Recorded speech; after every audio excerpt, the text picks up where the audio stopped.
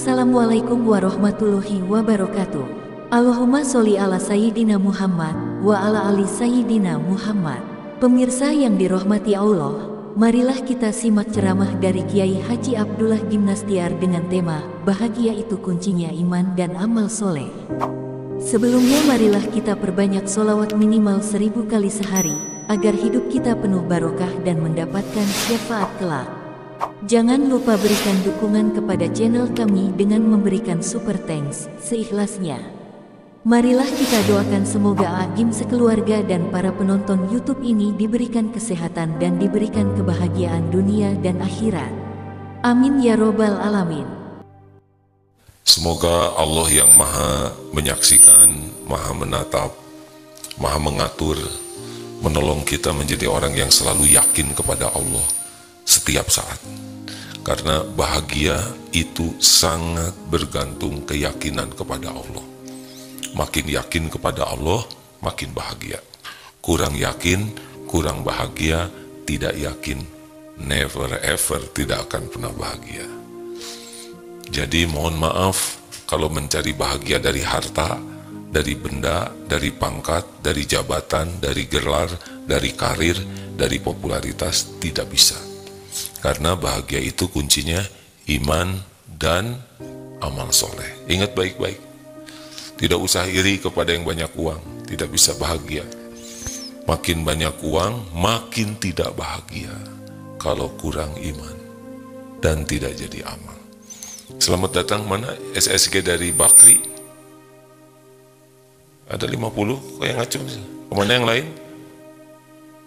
Mana supervisornya? Mana yang lain Pak? Tadi saya lihat banyak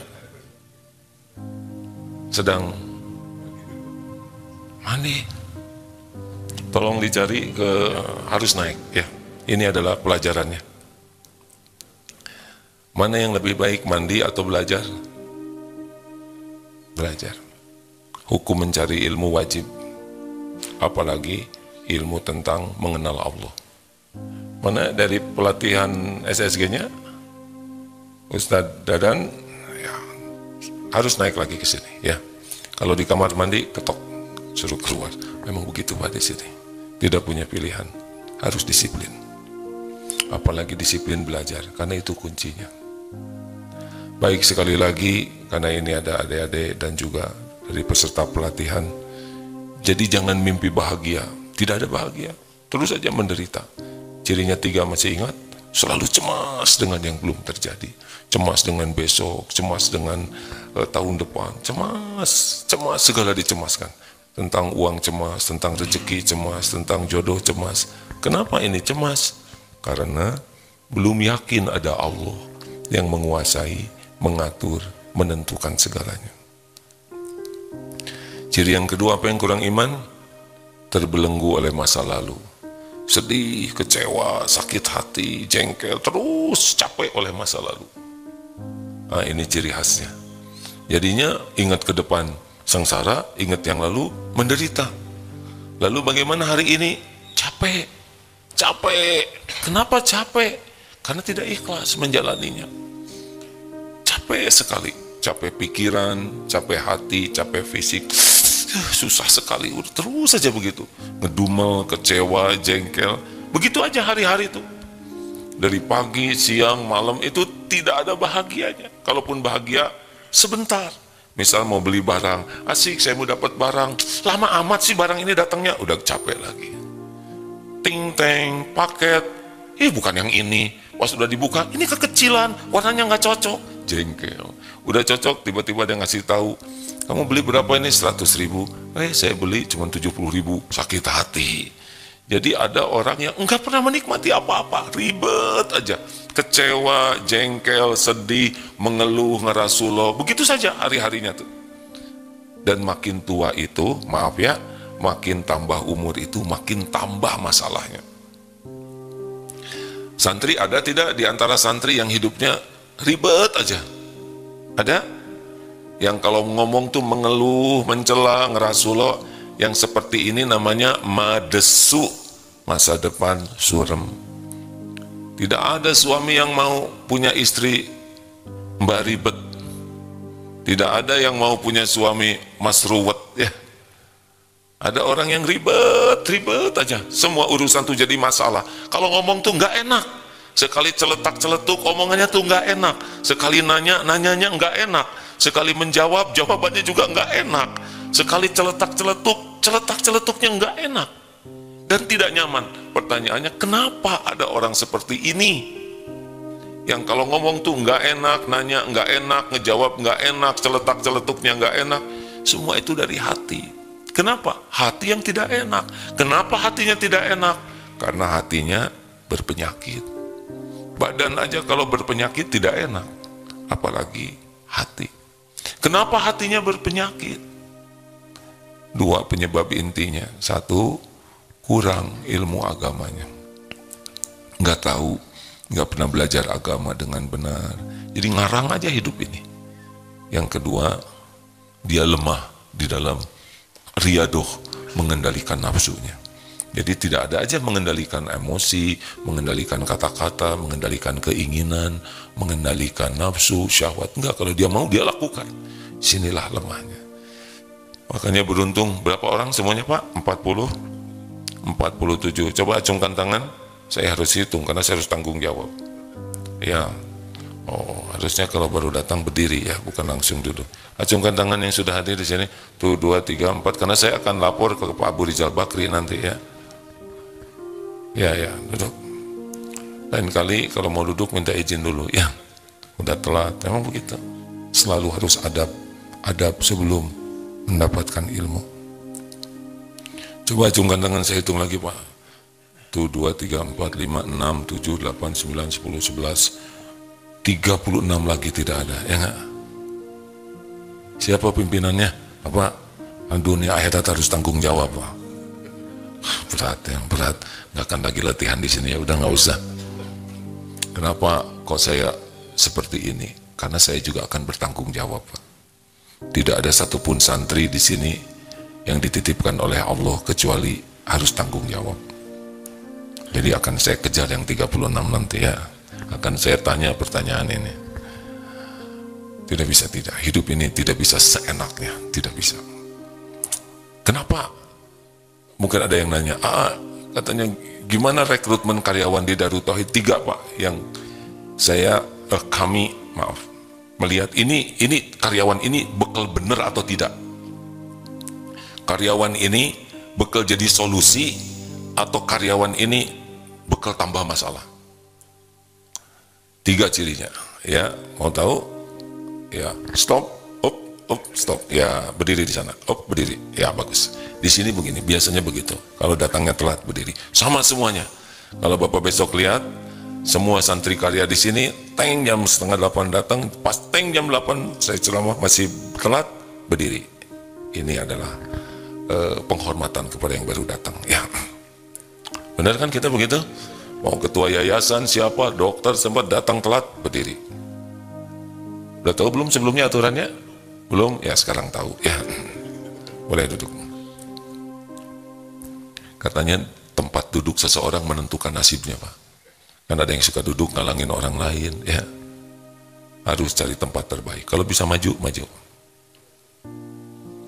Kenapa depannya harus kosong? Namanya juga santri baru ya. Ada 3 nih Pak. Ini termasuk yang di Bakri ini juga. Kalau kami di sini 3 ini Pak, kelihatan ini karyawan ini bekal baik atau tidak, bekal jadi solusi atau bekal jadi sumber masalah. Kan ada karyawan yang jadi sumber masalah. 3 cirinya. 1, ciri khas orang yang bekal sukses dan baik terus dalam menghadapi hidup ini, dia adalah pembelajar sejati. Jadi dia terus-menerus senang mengupgrade dirinya, mencari input baru, ilmu baru, terutama fondasinya yaitu ilmu agama. Kalau orang tidak mau belajar agama dengan baik, hampir dapat dipastikan hidupnya ngarang, menderita aja. Dia tidak tahu siapa Allah, Dia tidak kenal Allah. Jadi akibatnya dia menghamba kepada selain Allah. Jadi hamba harta, hamba gelar, hamba jabatan, hamba popularitas. Capek. Dia tidak mengerti arti hidup ini apa. Kepada siapa dia meminta? Dia tidak ngerti. Akibatnya minta-minta ke orang. Dan kalau orang tidak belajar agama, dia tidak tahu bagaimana standar amal soleh. Padahal bahagia itu ada pada amal soleh. Coba, bicara baik, bicara sia-sia, bicara buruk. Kita sering mendengar kata-kata ini sehari-hari. Mana kira-kira yang bakal membuat orang bahagia? Bicara baik, bicara sia-sia, bicara buruk. Bicara baik. Tapi banyak orang yang bicaranya sia-sia, segala diomongkan. Dan banyak juga yang bicaranya buruk. Pasti tidak bahagia. Sebetulnya dengan ketemu saja begini ya, kita dengar cara bicara seseorang, isi perkataannya, ini udah terdeteksi ini orang bakal bahagia atau tidak. Kalau orang bicaranya hati-hati dan memilih yang baik-baik saja yang dia katakan, maka insya Allah kecenderungannya akan bagus. Stop, hop. Oh, boleh berdiri Pak? Ya begitu. Nah bagus ya, bagus sekali. Selamat datang, sudah 21 menit ya. Apa kabar? Sehat? Alhamdulillah, silakan berdiri ya supaya seger. Lanjutkan. Apa ciri yang pertama orang yang kira-kira bakal sukses? Pembelajar sejati. Apa sih pembelajar sejati itu? Dia selalu dalam keadaan haus ilmu baru, haus pengalaman baru, haus wawasan baru. Baik. Yang lainnya berdiri. Maaf ya, juga duduk, maaf ya, resiko. Jadi setiap waktu masalah bertambah, usia bertambah, kesulitan bertambah. Tidak mungkin kita menyikapi segala yang bertambah dengan kemampuan tetap, kecuali dua yang nambah, tensi dan emosi. Makanya kalau ada orang marah-marah terus ya, marah-marah, ini hampir dapat dipastikan dia jarang belajar. Karena marah-marah itu adalah kemampuan standar, kemampuan primitif dalam menyelesaikan masalah orang-orang yang kurang ilmunya. Marah-marah lagi. Dia tidak punya ilmu, wawasan, keterampilan menyikapi masalah dengan sikap yang lebih baik. Maka keluarnya marah lagi. Karena nggak ada stoknya. Halo? Jadi kalau kita lihat para pemimpin yang kerjanya marah-marah melulu, ini ciri-ciri nih.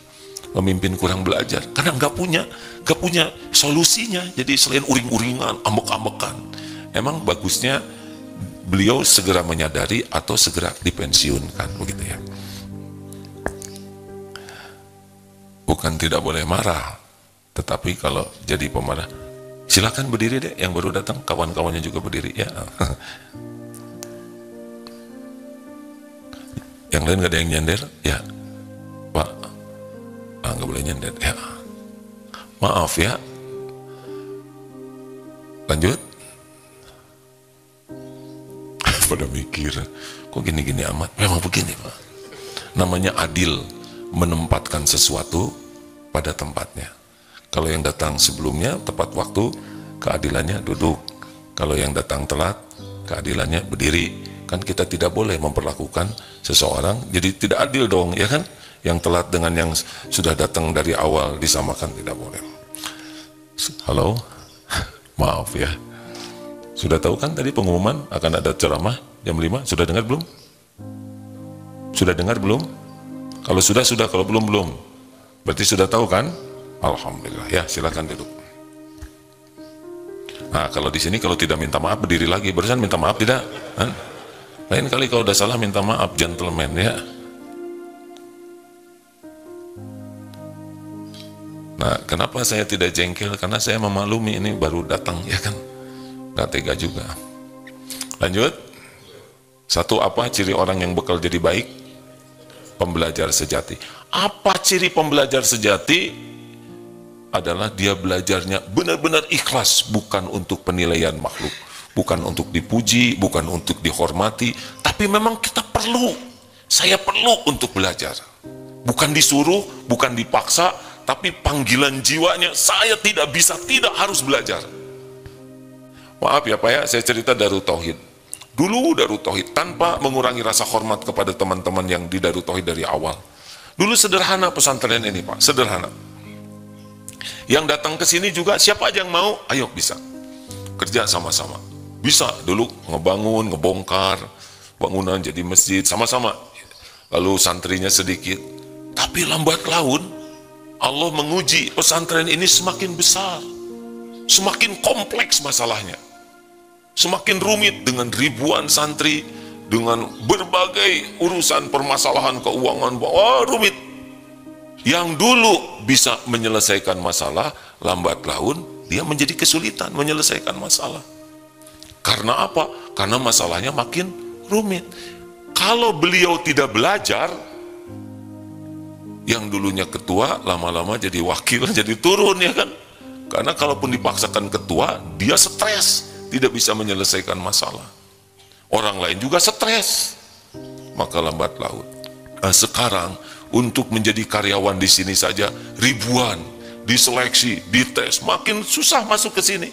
Kenapa? Karena makin kita memilih orang yang bisa mengemban amanah dengan baik. Lalu bagaimana dengan senior-senior yang dulu? Tergantung, kalau seniornya ini belajar terus, mengupgrade dirinya, ikut pelatihan, ikut kursus, belajar dengan sungguh-sungguh, dan mempraktekannya, dia bisa mengimbangi. Yang kasihan itu yang tidak punya semangat mengupgrade dirinya. Sudah, dia merasa, saya kan senior, benar senior. Tapi yang diperlukan itu menyelesaikan masalah, bukan tua, ya kan? Halo? Mengerti tidak?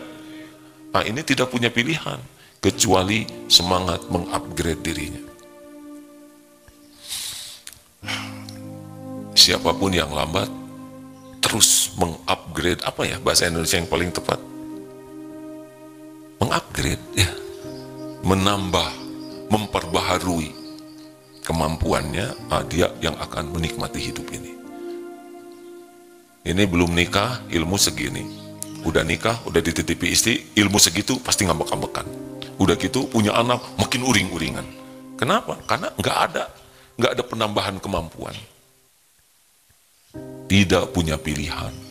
Mengupgrade diri itu adalah suatu keharusan bagi yang ingin menikmati hidup ini. Apalagi kalau tidak belajar agama, ya sudah, itu mah siap-siap saja. Madesu, masa depan surem. Makili, masa kini liar. Udah, itu mas GTA saja, galau tiada akhir. Uring-uringan, stres, tegang. Sekarang 5:30, Pak Miftah ada kan? Sudah tersambung nggak? Oh sudah, beliau sudah di on the radio. Oh, terima kasih. Bagi teman-teman yang ingin menyimak Pak Kiai Haji Miftah Farid, sudah tersambung di radio. 5:30 ya, beliau pas sekarang 5:30. Nah, belajar ini banyak yang serba dipelajari, tapi kenapa tidak bahagia juga? Karena dia kurang mengupgrade imannya. Kepada yang baru datang tadi disampaikan bahwa bahagia itu kuncinya 2, apa? Iman dan amal soleh. Nggak usah iri sama yang punya mobil bagus, belum tentu bahagia. Dan iman dan amal soleh ini pintunya 1, ilmu. Ilmu yang dipelajari dengan ikhlas, sungguh-sungguh dan diamalkan. Jadi kalau adik-adik nggak belajar agama, ya sudah, pasti nggak ada tenang, nggak ada bahagia, cemas terus. Cirinya 3 ya, selalu cemas dengan yang belum terjadi, terbelenggu oleh yang sudah terjadi, dan letih capek menghadapi hidup ini. Nanti larinya mau maksiat, maksiat sumber penderitaan. Tidak ada bahagia dalam zina, tidak ada bahagia di dalam korupsi, tidak ada bahagia dalam bohong, nggak ada. Koruptor itu orang-orang yang tidak bahagia, pasti. Kenapa itu ada artis yang bunuh diri, padahal dia cakep, dia kaya? Ya tidak bisa. Kecuali artis yang kuat iman, yang digunakan keartisannya untuk amal soleh. Tapi kalau artisannya hura-hura, pamer casing, pasti tidak bahagia. Kalaupun bahagia, namanya bahagia fata morgana. Sepertinya bahagia, tapi tidak. Itu posting, jalan-jalan, mereka pacaran ke Bali, udah pasti nggak bahagia itu. Karena pacaran ke Bali, ya kita tidak niat suudzon. Kalau belum halal, nginep bareng itu kan gimana? Bahagia itu pada iman dan amal soleh. Dan pintunya adalah belajar agama dan diamalkan. 2, ciri orang yang ini orang bakal jadi solusi nih, bukan jadi beban bagi perusahaan. Cirinya adalah tidak cinta duniawi. Bukan tidak punya dunia, tapi tidak mengagung-agungkan duniawi. Tidak kagum, tidak mengagung-agungkan. Biasa aja lihat dunia. Bagaimana supaya biasa lihat dunia? Dunia ini milik Allah sepenuhnya, dibagikan sesuka Allah sebagai ujian. Mas Elon, siapa tuh? Elon Musk. Beliau katanya kaya. Itu Allah sebagai tanda sukses? Bukan, cobaan. Walaupun kaya raya, makan segitu-gitunya, pakai pakaian segitu-gitunya, pakai jam paling mahal, pasti kecepatannya sama, ya kan? Tidak bisa karena jamnya satu nggak bisa. Pakai sepatu mahal, tetap diinjak. Sayang kan, mahal-mahal 50 juta, harusnya di sini dong sepatunya. Tetap buang angin, bau lagi. Nggak bisa, walaupun minum parfum tambah bau karena mules, ya kan? Tetap tidur, ngorok, tidak sadar, betul tidak? Nggak makan, lemes, nggak minum, tidak berdaya, nggak nafas, dikubur. Semua dunia ini milik Allah dan dibagikan oleh Allah bukan tanda kesuksesan, tapi sebagai coba ujian. Sama, saya juga diuji. Casing katanya kiai, ini takdir, ini Allah. Saya tidak pernah mengerti kenapa kok jadi begini. Kata orang jadi kiai, enggak, dulu enggak begini cita-citanya, tapi jadinya lebih baik dari yang dicita-citakan. Dulu saya pengen jadi tentara. Kalau jadi tentara, saya udah pensiun nih. Teman-teman umur 58 udahan. Ya begitulah. Sebagai apa? Ujian. Apakah jadi kiai ngajak orang ke Allah, atau jadi kiai yang ngedagangin kekiaiannya untuk nyari dunia? Semua ini rezekinya Allah yang ngatur, Pak. Saya ingin kaya, berapa banyak pelatihan cara cepat menjadi kaya. Ternyata yang kaya tetap ya pelatihnya, ya pesertanya makin miskin. Lihat saja pelatihan. Sebetulnya bukan itu yang paling penting, hidup mah bahagia. Betul tidak? Oh, apakah gaji naik langsung bahagia? Jawab, tambah menderita. Dulu gaji segini, nyicil motor. Dinaikin gaji, nyicil mobil. Nyesek itu hadirin tiap bulan. Berat. Belum lagi rusaknya STNK, parkirnya dimarahin orang. Oh, menderita. Kenapa? Karena mengagung-agungkan dunia. Biasa aja lihat dunia tuh, orang kaya tuh biasa, itu milik Allah. Jangan hormat ke orang karena kekayaan, karena pangkat, karena jabatan, kedudukan. Kita hormat ke orang karena memang kita menghormati orang saja. Kalau kita menghormat karena kaya, yang kaya kita hormati, yang miskin kita rendahkan, itu yang membuat dia tidak jadi bagus tuh. Kalau kita ke orang hormat saja, baik ke tiap orang, enak kan? Datang pejabat baik, datang karyawan hormat, semuanya kita hormati sebagai amal soleh. Tapi kalau sudah mengagung-agungkan duniawi, udah itu sumber masalah dalam hidup kita. Bukan tidak boleh punya dunia, ya. Dari 4 Amirul Mukminin, 3 diantaranya kaya. Abu Bakar As-Siddiq, Umar bin Khattab, Utsman bin Affan, apalagi. Dari 10 sahabat yang dijamin ahli surga, 8 diantaranya kaya. Tapi semuanya zuhud, tidak mengagung-agungkan duniawi. Berapa banyak para ulama yang kaya raya, tapi tidak ada lengket di sini, tidak kagum dengan dunia. Mungkin punya sesuatu yang bagus, tapi sekejap saja tidak ada, tidak pernah luka di sini. Lihatlah tukang parkir, banyak mobil tidak sombong, ganti-ganti mobil tidak takabur, diambil sampai habis tidak sakit hati. Kenapa? Kenapa? Karena bukan punya dia, ya. cuma titipan. Nah itu diantaranya. Jadi biasa saja lihat dunia tuh. Lihat jenderal ya alhamdulillah. Lihat alhamdulillah qadarullah, AA punya teman jenderal, punya teman kopral. Ya sama dua-duanya casing. Teman yang hansip, pramuka, ya, semuanya casing. Ya. Pernah lihat karnaval anak-anak TK 17 Agustusan? Kan? Pernah lihat tidak? Atau pernah jadi enggak? Kan ada yang pakai kiai-kiaian, ya anak TK itu. Ada yang jenderal-jeneralan, ada yang ratu-ratuan, waduh raja-rajaan, ada yang pakai toga. Dan kita melihatnya tuh lucu aja gitu. Nah, dengan yang ada sekarang sama, cuma beda umurnya aja yang pakainya. Ya,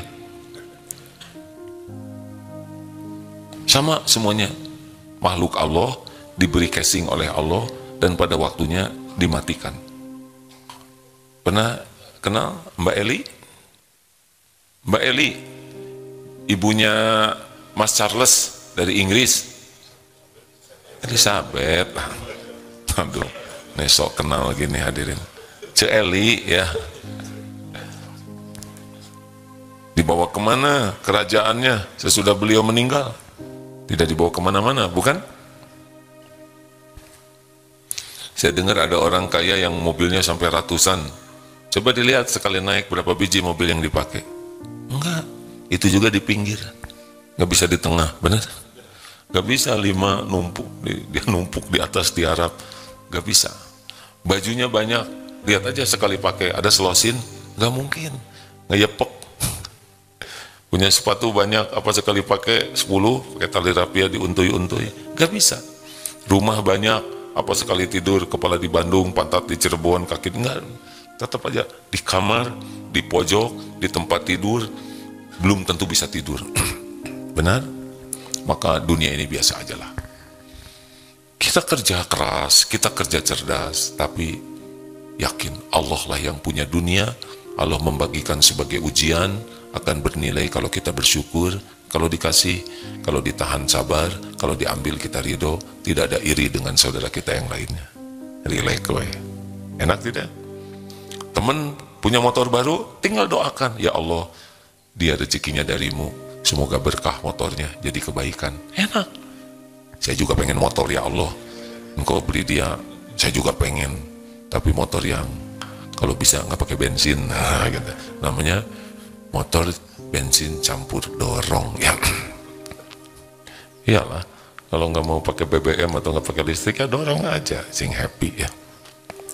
Lanjut, yang ketiga, ciri orang yang bekal bagus nih adalah selalu berorientasi pada diri untuk diperbaiki. Jadi begini, kejadian apapun, apa nih yang salah pada diri saya? Apa yang harus saya perbaiki? Anak bikin masalah, astagfirullah, saya ayahnya, pasti ini kesalahan saya. Saya belum jadi contoh yang baik. Saya belum bisa berbicara dengan baik dengan anak-anak. Saya belum ngajak anak-anak dari hati ke hati. Saya jarang mendoakan. Kejadian apapun begitu. Bapak-bapak ini tiba-tiba istrinya rewel. Jangan gitu dong Pak, Papa tuh jadi suami tuh. Astagfirullah, istri jadi nekat begini ke saya. Ini pasti kesalahan saya. Saya jadi suami yang tidak ada wibawa karena saya tidak sesuai perkataan dengan perbuatan. Karena saya terlalu banyak keluar, tidak punya waktu. Terus selalu urusan apapun dibawa kepada PDLT. Perbaiki diri, lakukan yang terbaik. Perbaiki diri. Selalu begitu. Jadi masalah apapun dibawa kepada evaluasi diri dan memperbaiki diri. Jadi tidak sibuk, ini nih ngaco nih karyawan, ini anak yang tidak baik, bandel, ini tetangga yang error. Kalau orang selalu sibuk orang lain yang salah, ini ciri khas orang yang tidak akan berkembang. Pemberani sejati adalah yang paling berani melihat kekurangan kesalahan diri dan gigih memperbaikinya. Itulah orang yang bakal akan jadi bagus. Makanya kalau udah ngobrol sibuk nyalahkan orang lain terus seakan dirinya yang paling benar, macet, dia bakal macet, dia nggak akan berkembang. Pernah ada yang konsultasi, ibu-ibu, Gimana ya, anak saya tuh kurang ajar sekali. Saya tuh bener-bener capek. Nah, dari cara bicaranya aja udah kelihatan ya, penderitaannya tuh mendalam. Menurut ibu, ditanya nih, apa kira-kira yang menyebabkan anak seperti ini? Satu, suami saya bapaknya anak-anak nggak bener, dia jadi suami nggak bener, jadi ayah. Waduh, langsung keluar tuh, mana sibuk aja kerja, paling ketemu anak ngasih duit, itu suami saya tuh nggak bener. Di hati tuh mau nanya dulu yang milih siapa, tapi saya nggak berani karena nanti saya jadi korban selanjutnya. Dengar. Lalu kira-kira ada lagi, Bu? Ada apa? Ini sekolahnya, emang dia sekolahnya sekolah Islam, tapi borju. Waduh, langsung. Itu sekolah cuman duitnya aja, bayarannya mahal, guru-gurunya borju. Tahu borju? Ya hanya duniawi saja. Padahal yang nyekolahkan di sana kan dia juga, yang. Tapi saya nggak nanya juga. Ya. Mungkin ada lagi menurut ibu. Sebetulnya dipotong-potong itu juga ya, karena kalau kelamaan jadi dosa ya kan. Ada lagi. Ini dah kawan-kawannya nih. Ngaco itu anak-anak tuh. Dasar orang tuanya nggak ada yang bener. Nyalahin orang tua, anak kawannya. Harusnya dididik itu anak. Ada yang terakhir, Bu. Ada apa? Ini masalah teknologi. Anak saya jadi rusak gara-gara HP, gara-gara teknologi. Nah, udah jelas. Kira-kira siapa sumber masalahnya? Ya si ibu. Nggak ada satu patah kata pun saya yang salah. Saya ibunya. Saya ingat waktu hamil, saya jarang baca Quran, jarang doa. Saya juga waktu melahirkan, punya anak, tidak ingat ini titipan Allah. Malah dikasih namanya juga Lenin, ya nggak? Hitler misalkan. Waduh, malah membesarkan anak tidak dididik dalam asma Allah. Anak tidak kenal salah saya yang salah. Nah, kalau bisa menyebut saya yang salah, itu berpeluang jadi baik. Berpeluang menyelesaikan masalah. 3 aja dulu lah. Nah, silakan periksa diri masing-masing. Kalau malas belajar datang ke majelis taklim, malas lihat ceramah-ceramah, ya sudah, nggak usah banyak cita-cita, udah siap-siap menderita, pasti itu mah, yakin. Kalau kurang iman mah nggak ada cerita bahagia. Ribet aja hidup tuh, capek pagi siang malam tuh, lahir batin capek. Kalau kita kurang ikut kursus pelatihan mengembangkan kemampuan, ya stres juga. Uang itu keluar untuk pendidikan, bukan pengeluaran, tapi investasi. Investasi.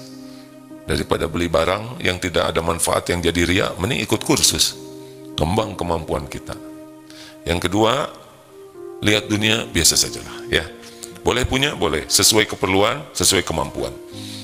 Jangan biarkan kita diperbudak dunia. Dunia ini kalau tidak hati-hati memperbudak kita. Udah ngabisin waktu untuk mencarinya, kalau udah dapat kita ngejagain dia, bener?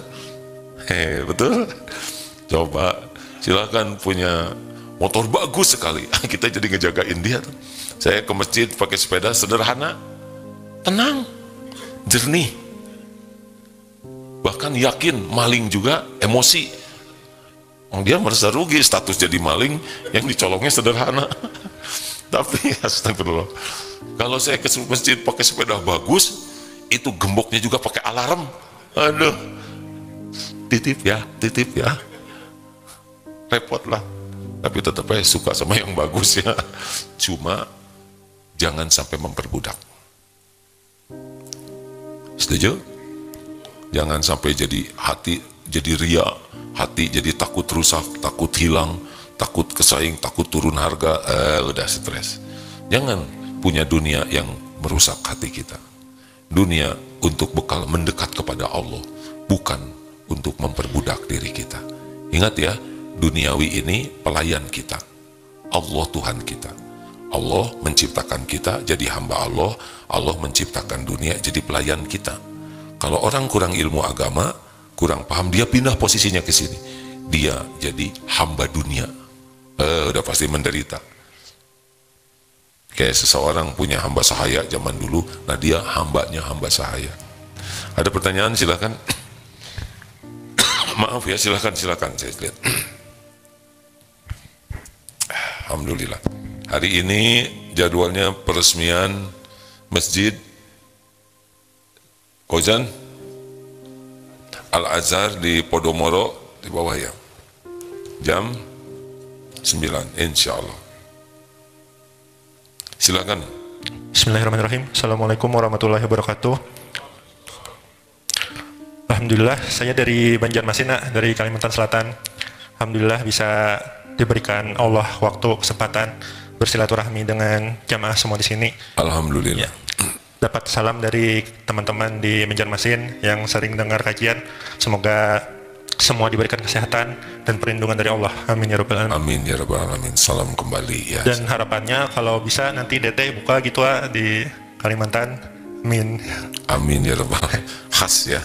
Kalau ada yang datang nanti coba ceramah di sana dan DT buka di sana. Terima kasih. Amin. Semoga jadi doa. Pertanyaannya terkait yang poin ketiga tadi, perkara memperbaiki diri, ingat kepada Allah. Saya pribadi gitu kan lebih, kalau yang datang ujian kepada kita itu yang bentuknya sesuai harapan kita, sesuai keinginan kita, itu lebih enak ingat ke Allahnya. Beda halnya kalau yang datang kepada kita ujian berupa yang tidak sesuai atau tidak sesuai harapan kita gitu. Ya. Gimana gitu caranya ketika yang datang itu berupa ujian yang tidak sesuai harapan dengan kita tetap cepat ingat kepada Allahnya. Terima kasih. Apa nggak terbalik? Banyaknya orang lebih cepat ingat ke Allah tuh dalam kesusahan. Coba naik bis, ya, naik kereta api. Kalau lancar, tidur, ngobrol, ngemil. Tapi kalau goncang, ya Allah kan gitu ya. Kan? Kalau lagi makan kita jarang ingat Allah, tapi sakit, ya Allah, sakit. Benar? Coba yang rajin tahajud biasanya karena ditagih utangnya. Ya Allah, besok jatuh tempo.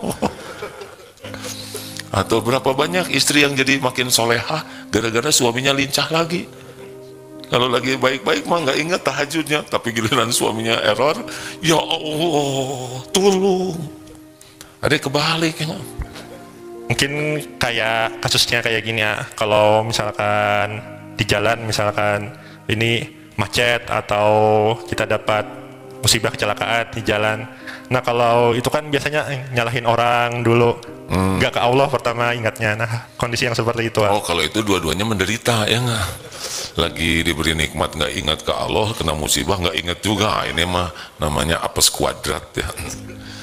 Jadi orang itu pakai rumus ini deh, CSY apa? Cepat kembalikan kepada Allah dalam hal apapun, dalam senang, susah, dipuji, dicaci, ada, tiada, kembali ke Allah. Yang kedua, senantiasa ingat Allah, sebanyak mungkin ingat Allah, karena sumber masalah itu adalah sedikit ingat Allah. Yang ketiga, Y-nya yakin kepada Allah serta janji jaminannya. Kenapa yakin? Ana inda dzanni abdi bi, aku sesuai dengan prasangka hambaku. Ini ngurus pesantren bagi A besar ya, pesantren ini amanahnya. Harus gajian. Kalau nggak ingat Allah, pusing.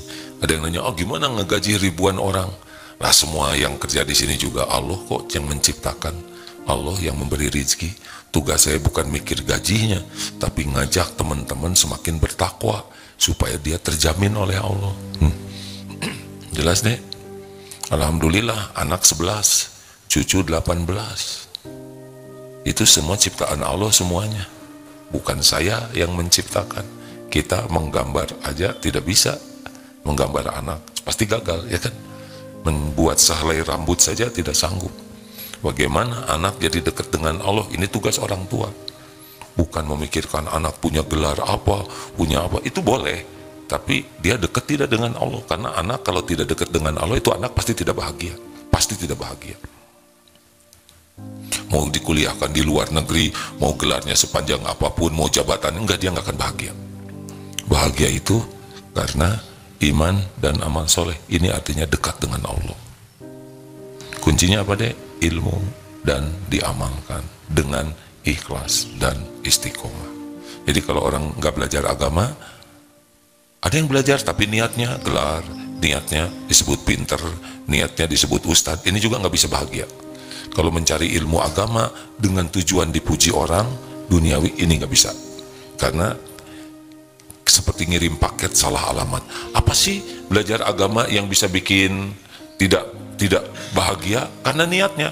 Kalau dia ingin disebut hafizoh, tidak bahagia. Ingin disebut qori terbaik, pasti tidak bahagia. Karena tujuannya penilaian orang. Ingin disebut sarjana agama, master agama, ingin disebut syekh, ustad, habib, kiai, dai. Kalau tujuan belajar agama hanya penilaian orang, supaya dapat gaji, ceramah supaya dapat amplop, supaya dapat pemberian, sudahlah. Tidak bisa menikmati iman karena bukan Allah yang dituju dan Allah tahu. Atau belajar tapi tidak diamalkan. Dia belajar terus supaya diakui banyak ilmunya, supaya diakui lulusan luar negeri, supaya diakui hafalannya kuat, tapi dia tidak sibuk dengan mengamalkan. Dia berdebat dengan ilmu tapi tidak diamalkan. Kalau yang seperti ini seperti keledai bawa buku, bukunya banyak, bukunya manfaat, tapi buat keledai cuma jadi beban. Karena ilmu seseorang itu dinilai dari amalnya. Orang ini banyak ilmunya, tahu dari mana? Amalnya. Nah itu benar. Tapi kalau hanya ceramah begini tidak identik dengan ilmu yang manfaat.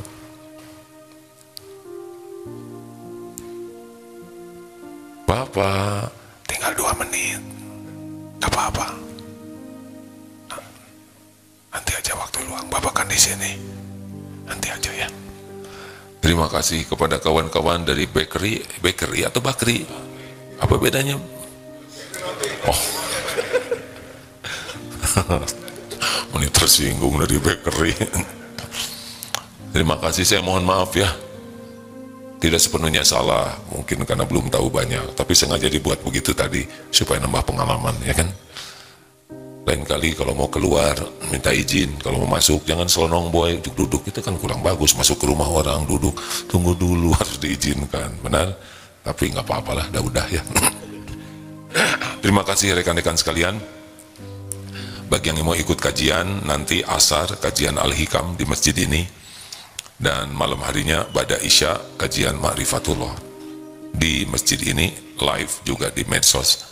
Apa bedanya? Kalau datang pasti beda lah. Setiap langkah beda catatannya, setiap effort perjuangan pasti beda. Juga dinaungi malaikat. Jadi kalau bisa datang lebih bagus. Powernya beda. Tapi kalau tidak bisa datang, saya mau datang tapi saya di Afrika, ya sudah pakai medsos saja ya. Tapi jangan sambil ngerjakan yang lain, sambil ngepel, sambil makan. Kok udahan lagi? Ngomong apa ya? Berarti nggak memperhatikan. Fokus ya. Kita akhiri dengan doa akhir majelis. Subhanakallahumma bihamdik, asyhadu alla ilaha illa anta, astagfirullah.